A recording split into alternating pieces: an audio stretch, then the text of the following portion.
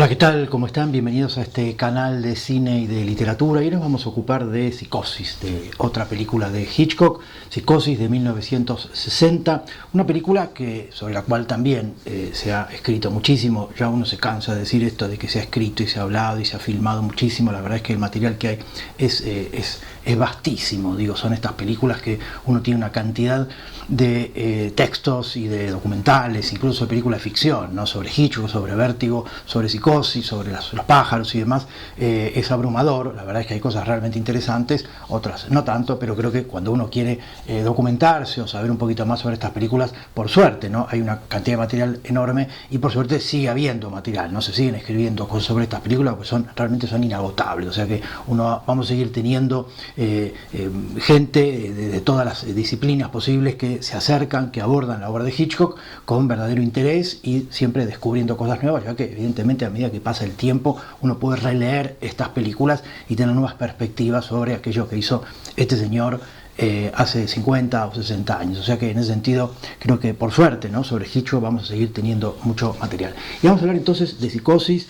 Yo les digo, es una película que hace 1960 y hay una cosa que de entrada, ¿no? Uno le llama la atención. Hitchcock nace en 1899, tenía 60, 61 años.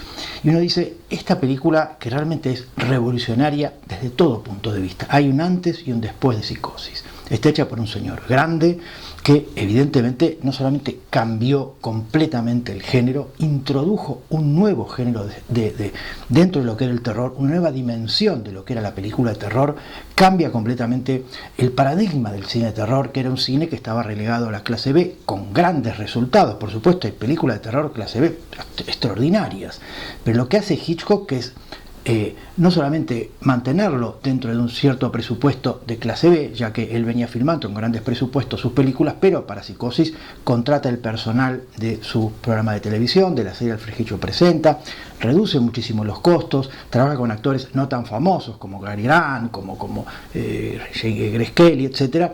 Pero lo que sí va a hacer es poner su nombre, y eso ya era sinónimo de cine clase A. Entonces, de alguna forma lo que vemos es que un director clase A, dentro de lo que es el parámetro de Hollywood, se mete con una película de clase B y da como resultado una película que es completamente revolucionaria.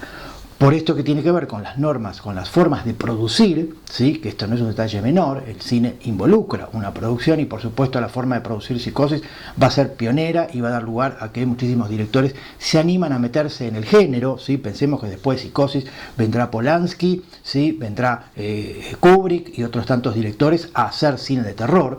Por lo tanto, hay algo que tiene que ver con la legitimación, con legitimar el género, que es algo que desde ya les digo, ningún director serio se hubiera animado a hacer terror, o tenido por serio en todo caso. Y por supuesto lo que va a hacer Hitchcock es cambiar completamente esto que es el paradigma de la película de terror. Y después, por otro lado, esto que yo mencionaba, ¿no? Que es la película completamente revolucionaria desde el punto de vista de la forma, o sea, cómo Hitchcock de alguna forma consigue a través de la manera de hacer Psicosis, es decir, cómo filma la película, hacer algo que yo creo que lo va a dejar muy claro en su libro de entrevistas con Truffaut, cuando él va a decir algo que me parece muy, muy interesante, ¿no? Y es que en un momento, les voy a leer, ¿no? En un momento Truffaut le dice que podría considerarse a Psicosis como un film experimental, y Hitchcock responde, tal vez. Mi principal satisfacción es que la película ha actuado sobre el público y eso es lo que más me interesaba. Es decir, esta idea de que para Hitchcock es fundamental el rol del espectador, es fundamental la reacción del público, es algo que no podemos dejar de lado porque es una de las bases fundamentales del cine de Hitchcock, la relación de la película con el espectador, cómo de alguna forma el cine opera y trabaja sobre el espectador. Y más adelante va a decir algo que me parece también muy interesante, y es que Hitchcock va a decir, Psicosis es un film que nos pertenece a nosotros, los directores de cine, los cineastas. ¿Y por qué?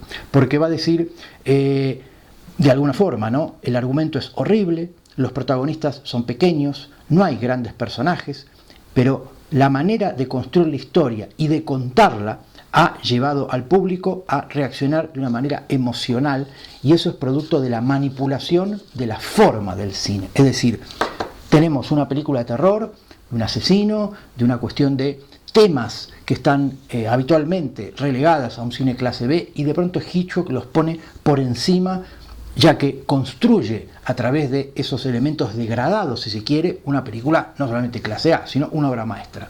Por eso es cuando resulta tan revolucionario, porque hace algo que ni los jóvenes cineastas de esa época estaban haciendo. O sea, Hitchcock a sus 60 años es más joven que los jóvenes, ¿sí? Cuando hace una película completamente revolucionaria en todos los aspectos. Hay un antes y un después, y eso es algo que no podemos dejar de tener en cuenta, tratando de, cuando veamos Psicosis, situarnos además en la época. Los saltos que pegaba el público, la conmoción que generó en el espectador, la emocionalidad del espectador, esto que tiene que ver con la manera de contar la historia hasta el minuto 50, pausada, tranquila, como en Vértigo, ¿no? Sin que pasen grandes cosas, y de pronto al minuto 55 más o menos pegar un salto con el asesinato de la ducha. Eso significó solamente en el cine unas cuantas descomposturas y demás por parte de los espectadores, sino desde el punto de vista del manejo de la estructura y desde el punto de vista de la novedad, que es que la protagonista de la película, y en este caso sí, no como en Vértigo, que es el protagonista James Stewart, y la que muere es ella, en todo caso que sería una coprotagonista, en todo caso un personaje que no es el protagonista.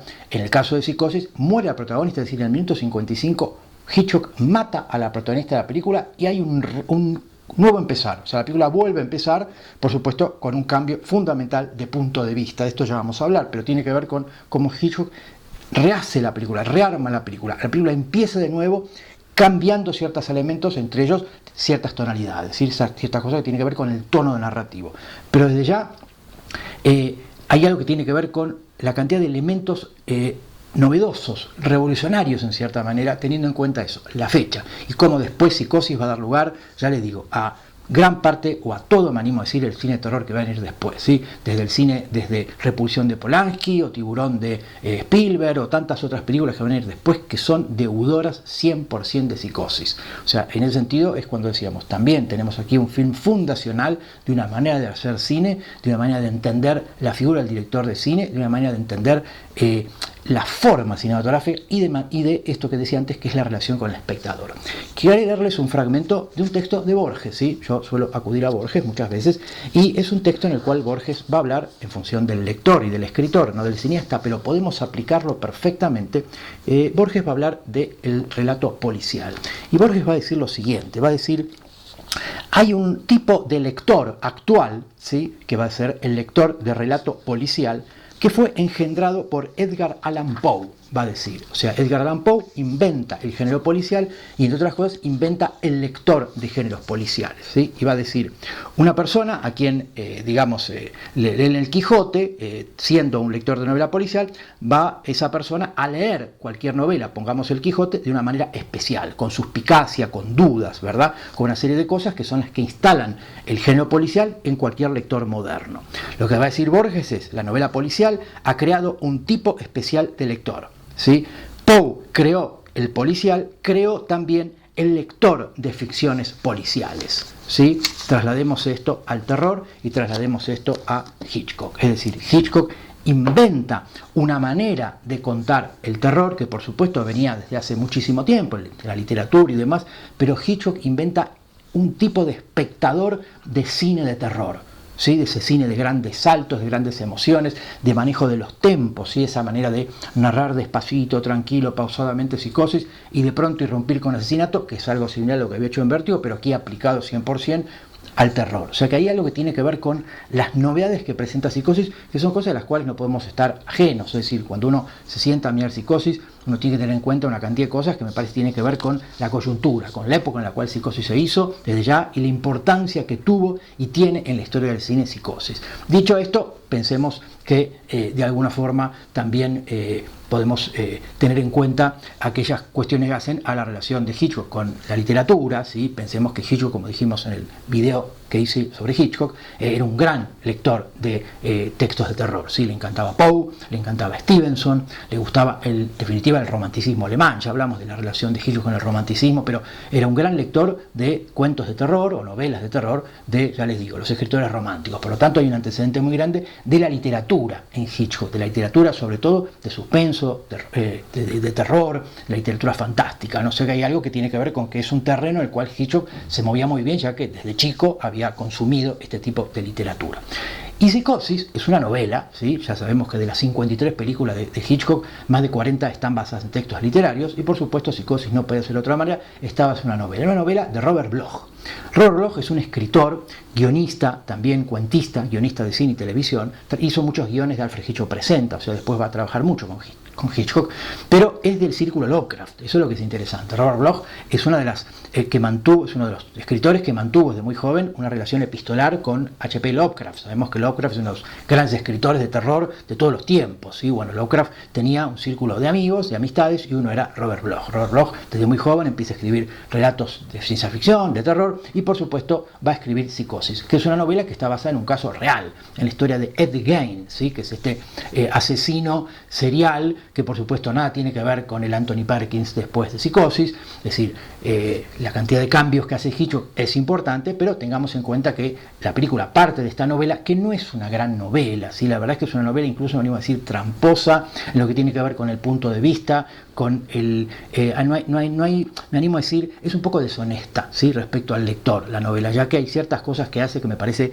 que son un poco deshonestas por parte de eso que tiene que ver con el punto de vista, y por supuesto es una novela que apela a la sorpresa, ¿sí? Esta idea de jugar con sorpresas que tiene que ver con los crímenes, los asesinatos y ese tipo de cosas. Por eso digo, ¿vale la pena leer Psicosis? Sí, ya les digo, hay muy buenas ediciones de la novela para poder leerla en condiciones, y después por supuesto sentarse a ver la película y ver lo que hizo Hitchcock, que yo creo que realmente es un gran trabajo de adaptación, donde va a jugar con esta idea que ya mencionamos en Vértigo, de partir la película en dos. Hay una estructura partida en dos, la cosa dual que va a trabajar Hitchcock, ¿sí? Esta cosa de matar al protagonista en la mitad de la película vuelve a comenzar, la protagonista muere, o sea, en el sentido simula, o sea, uno recuerda, no puede dejar de recordar a Vértigo, y por supuesto esta idea de la dualidad, del doble, ¿sí? Esta idea de dos partes que de alguna forma cuentan la historia, primero de una mujer que es una ladrona, y después de este Norman Bates que es un asesino, y la película se posiciona en el punto de vista de uno y luego en el punto de vista de otro. Hay una geometría en la película que tiene que ver con la estructura, hay una estructura geométrica, y después hay una geometría en la composición visual, hay una geometría que vamos a ver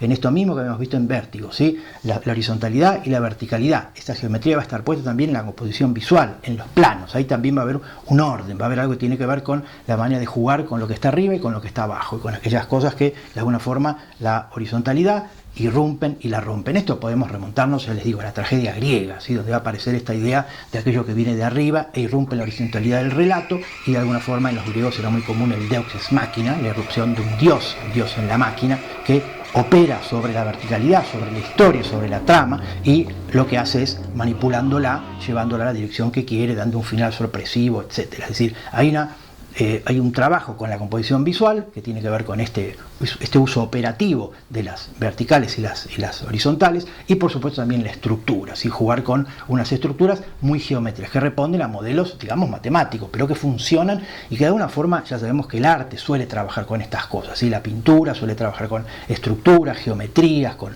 cuestiones que vienen de la matemática, en todo caso la música desde ya, y por supuesto también esto lo vamos a ver en la literatura y en el cine. Se aplican ciertos elementos geométricos, ciertos elementos a la realización de películas, y esto es algo que por supuesto le da un sentido estético, una armonía y por supuesto un estilo. Ya dijimos que en el sentido Hitchcock es puro estilo, es decir, el estilo en Hitchcock es descomunal y está siempre ahí, no podemos dejarlo de lado porque se nos impone, pues algo sumamente, no solamente extraordinario, sino que es una de las bases del éxito, creo yo, de las películas de Hitchcock. Y este asunto del punto de vista que mencionaba antes, que no es un detalle menor, ya que es una de las cosas con las cuales más va a jugar Hitchcock, ¿sí? Pensemos de entrada que vamos a ver una película en la cual, como dije antes, nos metemos en la piel de una ladrona y después de un asesino.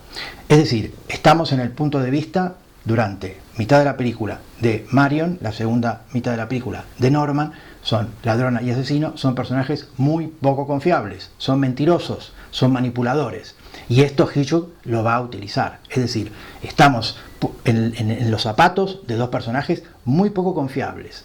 Entonces eso Hitchcock lo va a utilizar. Yo había leído en su momento un texto también de Nabokov, ¿sí? Del escritor ruso, que hablaba de esta idea de cómo de alguna forma los escritores muchas veces tienen esta cosa de embaucadores, ¿sí? El creador muchas veces es un gran embaucador, es un gran encantador, esta idea de a través del relato embaucar, saber cómo manipular, cómo dirigirse al espectador o al lector manipulando el relato, pero con el fin de contar la historia. Bueno, yo creo que aquí en Psicosis va a pasar algo similar. Marion y Bates, y detrás de ellos Hitchcock, van a ser grandes manipuladores, grandes embaucadores, nos van a meter el perro todo el tiempo. Y otro texto, volviendo también a Borges, que es interesante, que es ese comienzo de Tlön Orbis Tertius, donde Borges va a plantear esta idea de un narrador que omita, manipule y digamos, lo que haga es operar sobre el texto, y de alguna forma eso hace que todo lo que estemos leyendo sea motivo de suspicacia, ya que nosotros, lectores o espectadores, vamos a estar sospechando de que aquello que nos están narrando sea verdad o mentira, ya que el narrador es poco confiable. Cuando el narrador es poco confiable, podemos dudar todo el tiempo del relato que ese narrador está haciendo. Y eso creo que es una posición muy interesante, muy moderna en todo caso, de narrar, ¿no? Teniendo en cuenta eso, que es algo que ya está en la literatura y por supuesto en el cine lo vamos a ver bastante, ¿no?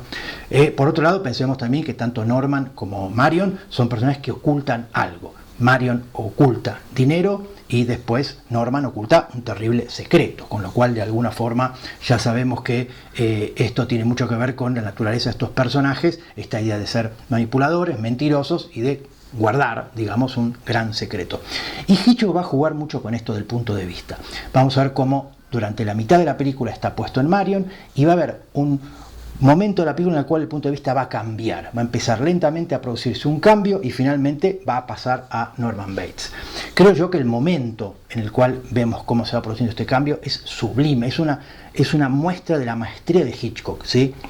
Acuérdense que cuando Marion, no voy a relatar la trama porque sospecho que todos la han visto la película, pero recordemos que Marion roba dinero, escapa, llega al motel de Bates, y hasta ese momento la película narra desde el punto de vista de Marion. Pero ¿qué es lo que pasa? Recordemos que después de una amigable charla que tiene Marion con Norman, Marion se retira a su habitación, Norman la espía, ¿sí?, por el agujerito que tiene practicado en la pared, detrás de un cuadrito de Rubens que va a retirar, va a espiarla, aparece el voyeur, aparece el mirón, aparece ese plano detalle del ojo, ¿sí?, que ya habíamos visto en Vértigo, la importancia del ojo, de la mirada, del voyeur, esto que está en la ventana indiscreta también, ¿no? Como para Hitchcock esta idea del que mira, del que espía es fundamental.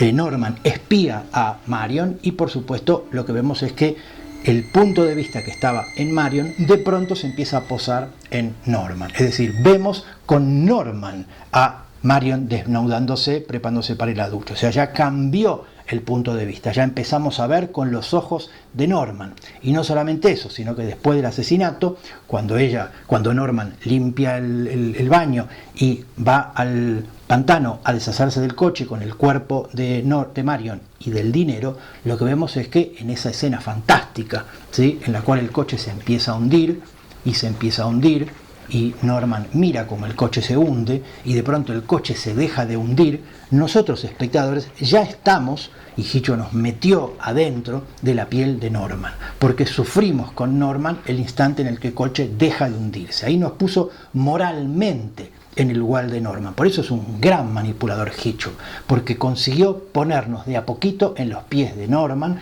y por supuesto en esta escena del pantano ya directamente nos metió en el bolsillo. Somos Norman, sufrimos por Norman, es decir, ya lo que le pasó a Norman nos pasa a nosotros, ya nos sentimos plenamente identificados. Por eso creo que en ese sentido, como Hitchcock juega con el espectador, es extraordinario, y además es, ya les digo, de una maestría absoluta, porque consigue que nosotros nos pongamos en la piel de un asesino, que esto después lo vamos a ver un montón de veces, y por supuesto utilizando la forma, o sea, esto es a través de planos y contraplanos, esto es a través del juego con la cámara, de todo lo que tiene que ver con cómo filma Hitchcock, es decir, es una cuestión puramente cinematográfica, es una cuestión de lenguaje cinematográfico. Ya habíamos visto esto que tiene que ver con las supuestas teorías que va a ir implementando Hitchcock a medida que va construyendo su carrera, ¿sí?, de suspenso y sorpresa, de este efecto Kuleshov, ¿sí?, que ya está presente en la ventana indiscreta, y por supuesto de esto que vamos a hablar hoy un poquito, que es el MacGuffin, ¿sí?, que es esta idea de este objeto que no vale nada para los espectadores, pero sí vale mucho para los personajes. Bueno, eso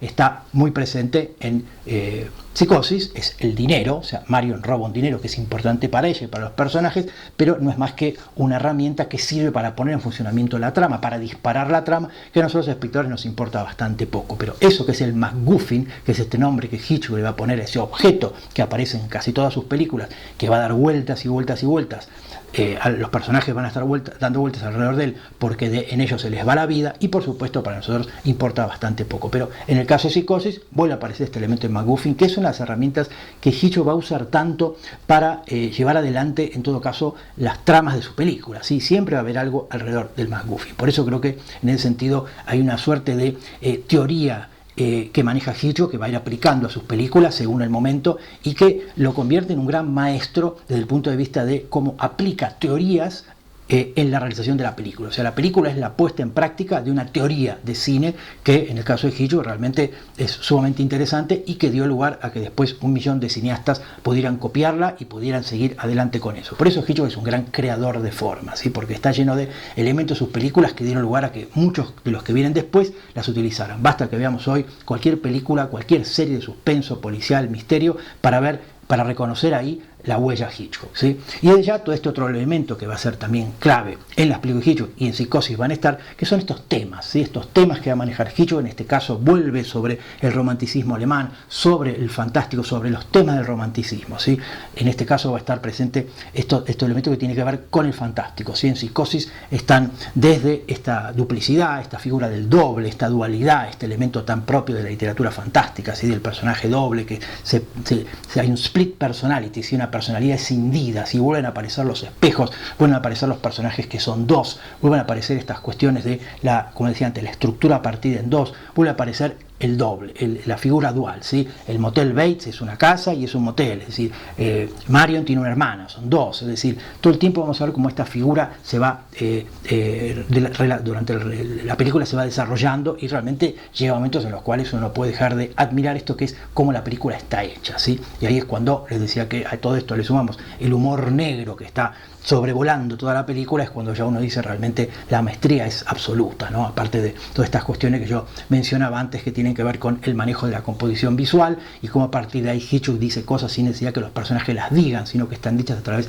de las imágenes y de los sonidos, y que Hitchcock se expresa a través de imágenes que permiten que nosotros después hablemos muchísimo, ¿no? Esta casa, como decía antes, esta casa gótica, piensen que la casa de los Bates, esta casona, ¿sí? Es de alguna forma lo que se conoce como el gótico americano, donde por supuesto vemos asomar a la madre por la ventana, vemos asomar a la madre de Norman, a la señora Bates, que es algo que ya hemos visto en Vértigo. Acuérdense cuando Scotty sigue a Carlota, o al personaje de Madeleine, que supuestamente es Carlota, y ella entra en una especie de casa también clásica norteamericana, la vemos en la ventana casi de la misma forma que después vemos a la señora Bates. Por eso esto de películas de Hitchcock que dialogan entre sí y se van prestando imágenes, se van prestando motivos, es algo muy común, ¿sí? Es algo que vemos que de alguna forma va a estar siempre ahí, ¿no? Por eso decía que estos elementos son los que Hitchcock va a ir retomando una y otra vez. Con respecto a la casa, y por supuesto lo que tiene que ver con este elemento gótico americano, que por supuesto creo que es algo que sirve desde el punto de vista visual y compositivo muchísimo a las intenciones de Hitchcock.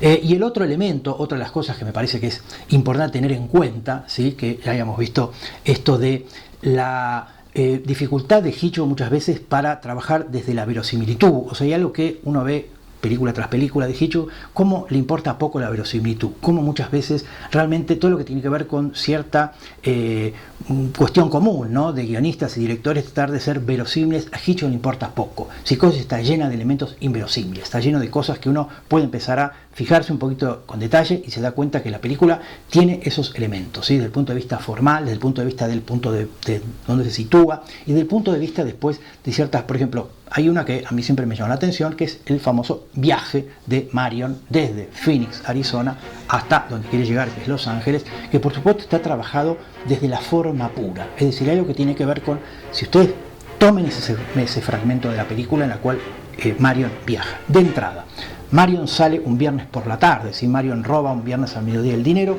sale un viernes por la tarde en coche desde Phoenix, Arizona, hacia California, que si uno mira el mapa son 300 kilómetros. Nada más, o sea, se hacen en 4 horas, 3 horas y pico, 4 horas. Bueno, Marion va a llegar el sábado a la noche siguiente, es decir, se toma casi un día y medio ¿Sí? ¿Por qué? Porque Hitchcock extiende el tiempo, es decir, alarga el tiempo. Marion sale, se detiene en medio de la ruta, duerme, después va a Fairvale, se detiene en la ciudad Fairvale, ¿sí? Que es una ciudad de California, donde compra un coche nuevo, cambia el coche usado por este coche nuevo, sigue viaje y después llega al motel de los Bates. Pero está estirado este viaje de tal forma que lo vuelve casi inverosímil. ¿Cómo es posible que para hacer 300 kilómetros tarde un día y medio? Bueno, pues está estirado porque a Hitchcock le sirve para construir esto que tiene que ver con la morosidad del relato, con la pausa, con esto de ir contando una historia que uno no sabe bien a dónde va. Uno no sabe bien a dónde va. O sea, se demora tanto tiempo en mostrar ese viaje que empieza a volverlo casi un juego con la intimidad de Marion. Es decir, Marion va pensando una serie de cosas, que es lo que los personajes supuestamente, digamos, damnificados por el robo que ya hizo, van a decir, porque los personajes estos hasta el lunes no van a decir nada, no estamos un día sábado, y por lo tanto, un día viernes a la tarde, día sábado, es decir, Marion está imaginando lo que los personajes van a decir, o podríamos decir que es un diálogo que está desfasado en el tiempo. Son las dos posibilidades, es decir, podemos pensar que eso que dicen los personajes es lo que van a decir efectivamente ellos el día lunes, o Marion imagina lo que los personajes podrían llegar a decir cuando se enteren de que ella robó el dinero. Es decir, hay algo que tiene que ver con la subjetividad, y la subjetividad es algo que estará presente todo el relato, es decir, de a poco nos vamos metiendo en la cabeza de Marion, porque de alguna forma todo hace a que nosotros vivamos los acontecimientos desde su punto de vista, teniendo en cuenta esto que yo decía antes, que es que Marion es una ladrona, es una mentirosa, casi compulsiva, y es una manipuladora. Por eso es interesante eso que tiene que ver con el juego, con la moral, donde Hitchcock nos va a ubicar moralmente, ¿sí? Donde nos vamos a parar nosotros, desde ya que es algo que me parece muy interesante. Pero decía entonces esto, que es que cómo Hitchcock va a engañarnos, va a manipular, va a estirar eso que tiene que ver con la distancia entre Phoenix y Los Ángeles y California, para hacerlo durar mucho, para que en ese recorrido realmente lo que haya es algo que tiene que ver con un suceso, un segmento, una secuencia dentro del film, que hace que una serie de cosas que pasen ahí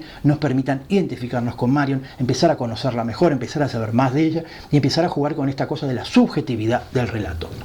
Si le prestamos un poco más de atención a la subjetividad, vamos a ir a parar a esto que tiene que ver con cómo la película está filmada, en tanto hay una alternancia de planos objetivos con planos subjetivos. Es decir, vemos que muchas veces el personaje mira y aquello que mira lo vemos, es decir, es un plano subjetivo, pero hay un corte luego a un plano objetivo, es decir, la película alterna todo el tiempo. Si nos fijamos en la secuencia, por ejemplo, que Layla, la hermana de Marion, va a la casa de los Bates, vamos a ver claramente esto, plano de ella, plano de la casa, es una clara subjetiva en ese sentido, y luego hay un plano objetivo en el cual vemos a ella llegando a la casa. Hitchcock todo el tiempo está alternando esto, y a nosotros los espectadores nos está poniendo en un lugar que es en los ojos del personaje y luego en la mirada, digamos, del director. Por lo tanto, este manejo tan consciente de la forma, esta manipulación que hace de la forma, que realmente es lo que, por eso decía antes, lo convierte no solamente en una película de gran maestría, sino de un gran virtuosismo. Por eso creo que son películas que hay que ver muchas veces y entender esto que tiene que ver con cómo Hitchcock va a ir construyendo su película, y va a decir, no sin razón, que es un gran triunfo de los cineastas, un gran triunfo del director de cine, es un gran triunfo de la materia cinematográfica, ¿sí? Todo esto, por eso decíamos antes, sumado a todos los motivos y obsesiones que se van a dar, que van a ir dando vuelta, ¿no? Como las películas de Hitchcock van dialogando unas con otras, se van tocando, y esto que mencionamos antes, pero que en Vértigo no va a ser, en Psicosis no va a ser la excepción, ¿sí? Pensemos más cosas, digo, Vértigo es una película, Psicosis, perdón, estoy obsesionado con Vértigo. Psicosis es una película en la cual tenemos un personaje que mata a su madre, la embalsama, ¿sí? Él es taxidermista, la mata, la embalsama, y luego de alguna forma vemos en esa habitación del motel como está todo lleno de pájaros disecados, y la película siguiente de Hitchcock va a ser los pájaros. Hay como un juego también con anticipar lo que va a venir después a través de esta metáfora de los pájaros disecados, que además le va a decir a Marion, comes como un pajarito, o sea, está jugada esta idea del pájaro, por supuesto, y después que además le va a decir, es un mito, porque en realidad los pájaros comen muchísimo, ¿no? Y después de eso va a venir los pájaros, con lo cual, por eso les digo, Hitchcock no deja de bromear y de tomarse en broma todo el tiempo, pero lo cierto es que está lleno de elementos que, como decíamos, se tocan, ¿sí? De película a película, y por supuesto construyen esto que tiene que ver con la gran obra de Hitchcock. Desde ya, y como para ir terminando, no podemos dejar de pensar en la música de Bernard Herrmann, también extraordinaria, creo que junto con la música de Vértigo, dos de las más grandes bandas de sonido de todos los tiempos. un clásico, ¿sí? La música de Psicosis, la escena de la ducha y demás, es inconcebible sin la música de Herrmann. Por supuesto, la secuencia de títulos de Saul Bass, al igual que Vértigo, las secuencias de títulos son extraordinarias, a cargo de Saul Bass, que es este hombre que va a hacer varias secuencias de títulos de Hitchcock, y por supuesto después lo que tiene que ver con el blanco y negro. Si una película blanco y negro, Hitchcock ya había empezado a filmar en color, había hecho La Soga, había hecho más películas en color, pero vuelve a blanco y negro, según él, para que la sangre no se viera a borbotones el color rojo, entonces vuelve a blanco y negro. ¿Será esa la razón? No lo sabemos, pero es un blanco y negro casi expresionista, muy por momentos a la manera del expresionismo alemán. Por eso hay un tratamiento visual en el cual Hitchcock vuelve a blanco y negro, que había abandonado hace unos años, y retoma esta idea. Pero creo que por sobre todas las cosas se me ocurre terminar con esta idea de cómo Hitchcock con Psicosis crea una película en cierto punto experimental, donde hay una cantidad de cosas con las cuales está realmente experimentando, está probando, muchas de ellas las va a seguir incorporando porque Los pájaros retoman muchas cosas de Psicosis. Pensemos que los asesinatos de las aves, los crímenes de las aves van a aparecer casi como el crimen de la ducha en Psicosis, así como en Vértigo había aparecido la caída del campanario de Madeleine a la hora de película, el asesinato de la ducha también a la hora de película, y en Los pájaros también. Casi a la hora de película viene el primer ataque de las aves. O sea, esta estructura, esta manera de narrar de Hitchcock, donde todo es al principio tan, por momentos en Los pájaros, incluso costumbrista, ¿no? Parece un relato costumbrista, pero bueno, en Psicosis en todo caso lo que vemos es que es un relato realista, policial, sobre una ladrona, y de pronto irrumpe con todo su estruendo y su fervor este asesinato. Bueno, esta manera de narrar es lo que Hitchcock va a ir incorporando y va a ir desarrollando. Por eso hay cosas que tienen que ver con cómo Hitchcock va probando cosas formales, cosas temáticas, con algunas se queda, otras las desecha. Pero lo cierto es esto que decía con Truffaut, ¿no? La experimentalidad de Psicosis, como hay elementos que son propios de un cineasta joven que está todavía probando con la forma cinematográfica. Y después esto que desde ya me parece también clave, que es entender que Psicosis es el triunfo definitivo del lugar del director de cine. O sea, como el director de cine, por más que el argumento sea banal, vulgar y hecho con materiales, digamos, despreciables, no necesariamente tiene que ser un gran tema lo que dé origen a una gran película. Hay que contar la guerra y la paz. No es necesario contar una gran historia para que la película sea buena. Cuando el director es bueno, basta que cuente una historia de un asesino medio pirado como Norman Bates, como para que, si el director realmente sabe manejar la forma cinematográfica, sabe narrar y sabe contar y utilizar el lenguaje cinematográfico y componer visualmente y sonoramente su película, va a conseguir una película como mínimo interesante. Por eso esto del triunfo del director de cine, sí, como dice Hitchcock, me parece clave en el sentido para entender una película como Psicosis, que sigue siendo al día de hoy, ¿no?, digna de 1000 de visionados y por supuesto digna de estudio. Así que bueno, vamos a terminar acá. Seguiremos probablemente con más videos sobre películas de Hitchcock, nos quedan unas cuantas por ver, pero bueno, esta la dejamos acá. En todo caso, en algún momento retomaremos ciertas cosas de Psicosis. Espero que les haya, como siempre les digo, resultado interesante. Si fue así, denle me gusta al video, suscríbanse al canal y por supuesto visiten si quieren mi página web para conocer un poquito mejor el trabajo que yo hago. Nos vemos la próxima y espero que estén muy bien. Chao.